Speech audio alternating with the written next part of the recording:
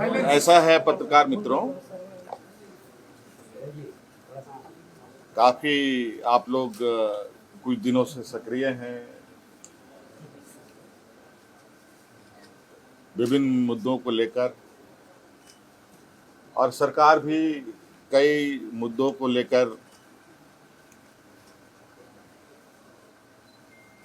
चिंतित है और समस्याओं का समाधान करने की भी इच्छा रखती है।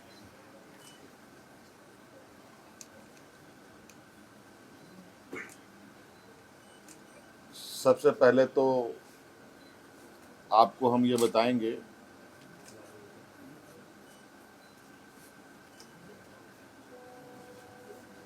कि अभी वर्तमान में जो हमारे नौजवान छात्र छात्राएं अपनी मांगों को लेकर आंदोलनरत हैं और जो उनकी कुछ मांगे रही हैं, समय समय पर आपको ये बात पता चला होगा कि कुछ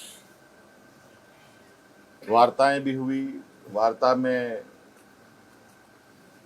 क्या बातें मानी गई, क्या बातें नहीं सुलझ पाई, और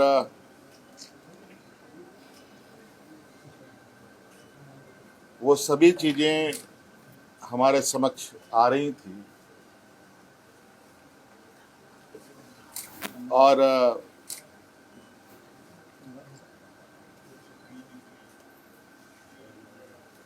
चूंकि आपको पता है कि छात्र हितों को लेकर हम ही ने बहुत कड़ा और मजबूत कानून भी बनाए हैं। अगर हम कानून बनाते हैं तो कानून को लागू करने की भी क्षमता रखते हैं, और नौजवानों की हितों, उनकी भविष्य, उनका विश्वास ना डगमगाए, हम हमेशा इसके पक्ष में रहे हैं। और जिस कड़े निर्णय के साथ हम आगे बढ़ते हैं और जिस आत्मविश्वास के साथ आगे बढ़ते हैं, वो विश्वास में कहीं ना कहीं नौजवान भी है।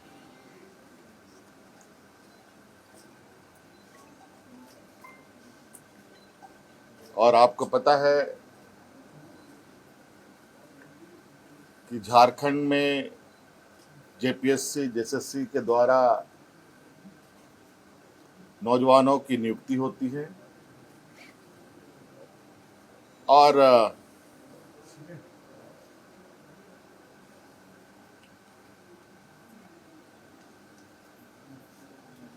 कई सारी नियुक्तियां राज्य अलग होने के बाद रुकी रही,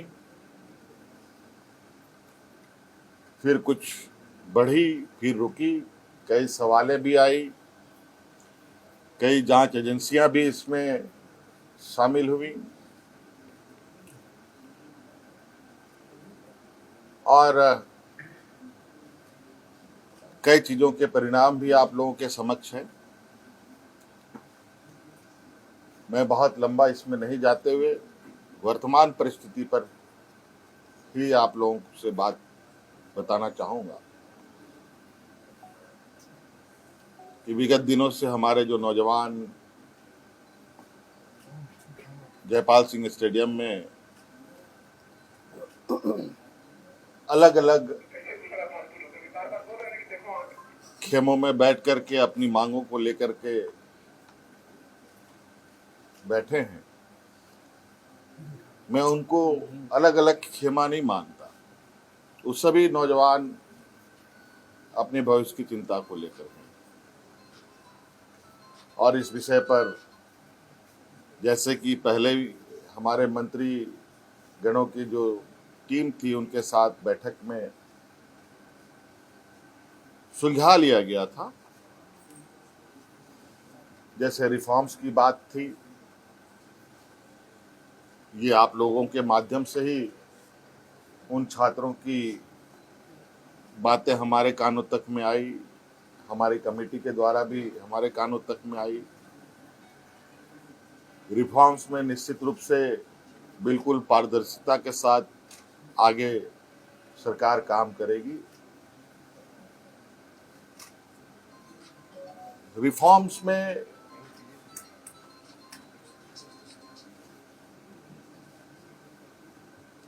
जहां तक मेरा मानना है कि परीक्षाएं कैसे होनी चाहिए, कैसे नहीं होनी चाहिए, इसका पहले से ही एसओपी बना हुआ है। और कहीं ना कहीं अगर वो एसओपी का पालन होता तो ये गड़बड़ियां नहीं होती।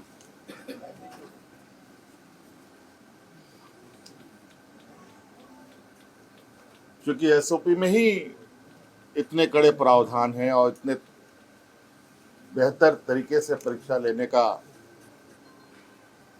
व्यवस्था है।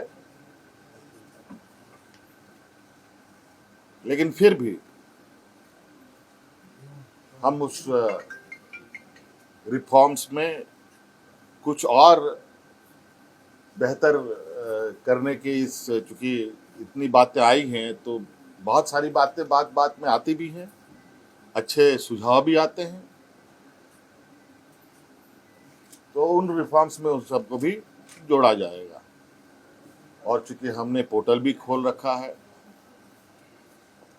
चाहे वो छात्र हो, शिक्षक हो, अभिभावक हो, उस विषय पर अपना उस पोर्टल पर अपने सुझाव दे सकते हैं और विशेषज्ञों की टीम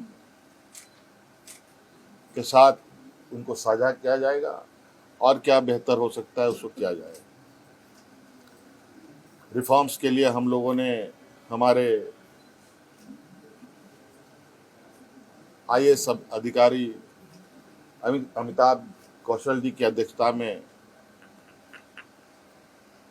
कमेटी बनाने का निर्णय लिया है, जो अलग अलग संस्थानों के साथ संपर्क करते, बुद्धिजीवी लोगों के साथ, अच्छे अच्छे लोगों के साथ संपर्क कर इस रिफॉर्म को पूरा अंजाम तक पहुंचाएंगे।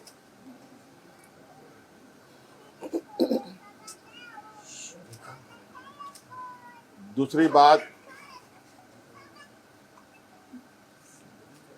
जेपीएससी का जो 14वें जेपीएससी की बात है, मुझे लगता है कि हमारे माननीय मंत्रीगणों के टीम के साथ बैठने के दौरान ही वो चीज़ें सुलझ गई थी। बैकलॉग की भी बात सुलझ गई थी और कई जगह पर लोग नियुक्त भी हुए हैं। उसको लेकर छात्र के तरफ से भी और मंत्रीगणों की तरफ से भी कोई कंक्लूजन पर नहीं पहुंच पाए। आज इस विषय को पटाक्षेप करने के लिए हम लोगों ने कैबिनेट की विशेष बैठक की। इस बैठक में उन सभी चीज़ों का समाधान निकालते हुए हम लोगों ने निर्णय लिया है कि टीडीपीएल द्वारा किए गए परीक्षाएं, टीडीपीएल के द्वारा प्रकाशित रिजल्ट और टीडीपीएल द्वारा जो भी अभ्यर्थी चुने गए हैं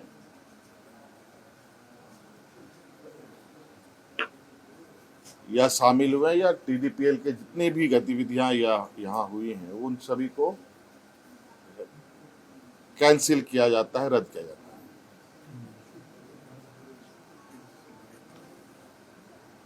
और नौजवानों में सबसे बड़ा जो मुझे लगता है कि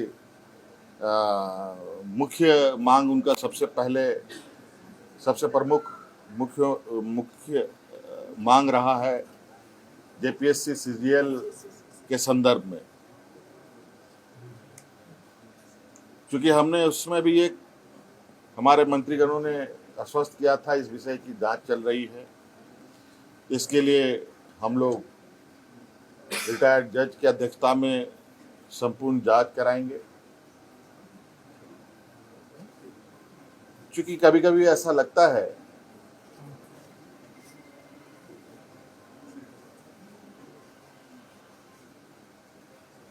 कि हम ही सही हैं, कभी कभी ऐसा लगता है कि छात्र भी सही है। इन दोनों के बीच में फर्क करना थोड़ा कठिन हो जाता है। और इस विषय को लेकर हमने जो एसआईटी की टीम जांच कर रही है और सीआईडी की जो टीम जांच कर रही है, इन दोनों के जांच के दौरान बहुत सारे ऐसे तथ्य आ रहे हैं जो चौंकाने वाले हैं। क्योंकि जांच का विषय है, बहुत खुल के बातें कहना संभव नहीं है। और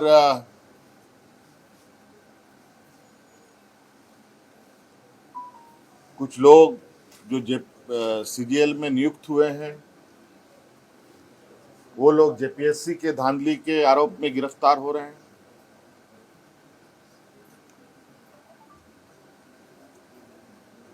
और कई कंपनियां जो यहाँ कार्यरत हैं, अलग अलग समय में भी कार्यरत रहे हैं, इन सब का एक बहुत बड़ा नेटवर्क